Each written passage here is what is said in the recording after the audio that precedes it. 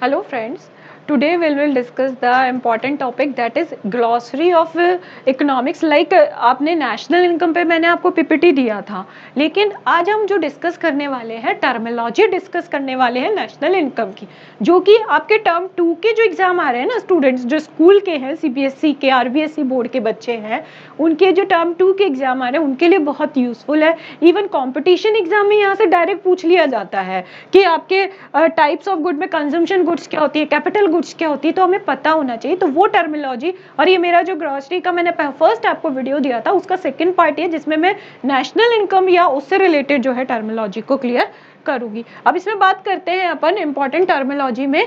सबसे पहले मैं गुड्स बताऊंगी। इकोनॉमिक्स में गुड्स कॉन्सेप्ट बहुत आता है। क्या होता है goods? Goods are product and resources that meet people's needs and demand, जो कि हमारी नीड्स को पूरी कर रही है, मेरी जो डिमांड उसको फुलफिल कर रही है, वो क्या है?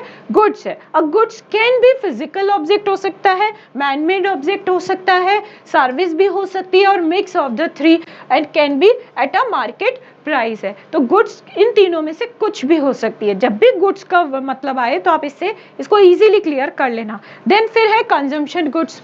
Consumption goods, types of goods देखेंगे। ये तो सिंपल मैंने गुड्स बता दिया। गुड्स भी आपकी कई तरह की हो सकती है। एक तो हो सकती है कंजम्पशन गुड्स, हो सकती है कैपिटल गुड्स हो सकती है, उनको हम देखेंगे। कंजम्पशन गुड्स क्या होती हैं? Are item that are utilized directly to satisfy human demand, जो कि हमारी पूरी डिमांड को ह्यूमन बीइंग की फुलफिल कर देती है। That is consumption goods. Consumption goods support the core goal of an economy, which is to sustain the consumption of economy's entire population है। जो हमारी पूरी पॉपुलेशन है उसकी कंजम्पशन को सेटिस्फाई कर रही है। These are not used in the manufacturing of other sector and goods है। Consumption goods product often known as final goods are intended of final consumption. ये एक तरह से फाइनल गुड्स होती है और फाइनल कंजम्पशन की बात करती है एक तरह से, जिसको हम फाइनली यूज कर लेते हैं। लाइक एक टेलीविजन मैंने खरीदा, that is consumption good. A pen मैंने खरीदा, that is consumption good. And a pair of shoes भी क्या है? आपका कंजम्पशन गुड्स है। फिर हम बात करते हैं कैपिटल गुड्स की। स्टूडेंट्स, कैपिटल गुड्स क्या होती हैं ये भी हमें पता होना चाहिए। Capital goods are goods used by one business to assist another in the production of consumer good. आपको कंज्यूमर गुड बनानी है, उसके लिए आप जो रिसोर्सेज यूज करते हो उसमें बहुत सारी जगह कैपिटल गुड्स को भी यूज करते हो। तो capital goods can not be easily transformed into cash. इनको आप इजीली कैश में नहीं कर सकते क्योंकि ये फिक्स एसेट के फॉर्म में होती हैं। They are long lasting and do not degrade easily. तो इक्विपमेंट्स हो गए, किसी भी इंडस्ट्री में कोई इक्विपमेंट लगा दिए, मशीनरी लगा दी, बिल्डिंग्स हो गई, तो ये क्या है? कैपिटल गुड्स हैं जिनको आप इजीली हम कैश में कन्वर्ट नहीं कर सकते और इनको एक बार को टाइम लगता है। कंप्यूटर्स भी हो गए, कोई कंप्यूटर सेंटर है तो वहां पर क्या हो गए? वो कैपिटल गुड्स हो गए। फिर बात करेंगे हम फाइनल गुड्स की। फाइनल गुड्स क्या होता है students? Final goods are commodities produced by a corporation और subsequent consumption of the consumer है। फाइनली जो कंज्यूमर के लिए यूज के लिए बनाया जाता है, दैट इज फाइनल गुड्स। तो these commodity satisfy a consumers demand और डिजायर। कंज्यूमर की डिमांड को और डिजायर को ये डायरेक्टली सेटिस्फाई करती है, वो आपकी क्या होती है? फाइनल गुड्स होती है। फिर बात करते हैं हम इंटरमीडिएट गुड्स की।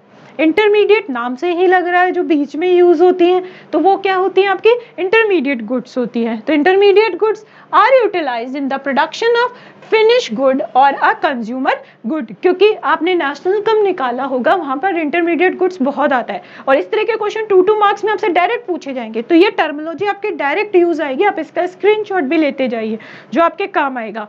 They can also be considered to act as input in other commodities and comprise the final good as ingredients। ठीक है, तो इनको एक तरह से हम इंटरमीडिएट गुड्स जो होती है नेशनल इनकम को निकालने के लिए एक तरह से हम कैसे ट्रांसमिशन के रूप में काम करती है जब हम फाइनल प्रोडक्ट तक पहुंच जाते हैं। इसके बाद बात करेंगे हम इन्वेस्टमेंट की। इन्वेस्टमेंट के भी अलग अलग फॉर्म के नाम आते हैं आपके उसमें टर्मिनोलॉजी में। An investment is an asset और an object purchase with an intention of earning income और इंक्रीजिंग इन द वैल्यू है, आपको इनकम जनरेट करनी है, तो उसके लिए आप क्या करोगे, इन्वेस्टमेंट करोगे, वैल्यू बढ़ाओगे। When a person buy a goods as an investment, the intention is not consume the good but rather to use it build wealth in future है। तो वो क्या चाहता है, अपनी वेल्थ को फ्यूचर में बढ़ाना चाहता है, तब वो क्या करता है, इन्वेस्टमेंट को यूज करता है। फिर बात आती है इन्वेस्टमेंट भी अपने कितने तरह के हो सकते हैं। एक तो हो सकता है आपका ग्रॉस इन्वेस्टमेंट, ग्रॉस इन्वेस्टमेंट जिसमें आपने कंपनी से रिलेटेड सारी चीजों को जोड़ लिया जो जो इन्वेस्ट हुए हैं। A companies capital investment before depreciation is refer to as a gross investment और ग्रॉस कैपिटल इन्वेस्टमेंट। डेप्रिसिएशन से पहले जितना भी इन्वेस्टमेंट हो रहा है वो सारा ग्रॉस इन्वेस्टमेंट हो जाएगा। The absolute investment value made by a company in purchasing assets और is shown by the gross investment है। ठीक है, आपने मतलब डेप्रिसिएशन को हटाए बिना जितना भी इन्वेस्टमेंट आप जोड़ा है आपका, दैट इज ग्रॉस इन्वेस्टमेंट। फिर बात करेंगे हम नेट इन्वेस्टमेंट की। डेट इन्वेस्टमेंट क्या होता है, it is defined as gross investment minus depreciation. देखिए ये फॉर्मूला भी मैंने आपको दिया है, यानी नेट इन्वेस्टमेंट क्या होगा, पहले आपने ग्रॉस इन्वेस्टमेंट ले लिया, उसमें से डेप्रिसिएशन माइनस किया, अब डेप्रिसिएशन भी आ ही रहा है आपके सामने, तो ये सारी टर्मिनोलॉजी आपके काम की है। और डेप्रिसिएशन क्या होता है, it is a economic term, is a way of dividing the cost of tangible of physical asset over its usable life और लाइफ एक्सपेक्टेंसी। यानी कोई भी एक टूल है या कोई भी एक मशीनरी है, पूरे अपनी लाइफ टाइम में कितना वो यूज हुई है और उसका हर साल जो उसका निकाला जाता है, इसको मूल्यह्रास बोलते हैं हिंदी में, तो वो क्या होता है, डेप्रिसिएशन होता है। तो depreciation is a measurement of how much the value of an asset has been diminishing. Suppose आपने कोई एक्टिवा खरीदा, एक्टिवा आपने चलाया, एक साल में उसका लगभग उसमें 1000 रुपए का खर्चा आ गया, तो 1000 रुपए क्या हो गया बेटा, डिप्रिसिएशन हो गया। तो ये सारा हमारा उसमें आ जाएगा। फिर बात करते हैं हम कैपिटल फॉर्मेशन का। कैपिटल फॉर्मेशन क्या होता है, capital formation is the process of gradually increasing the stock of the capital over time है। ठीक है, पूरे उसमें कैपिटल में कितना बढ़ी कैपिटल आपकी, दैट इज कैपिटल फॉर्मेशन होगा।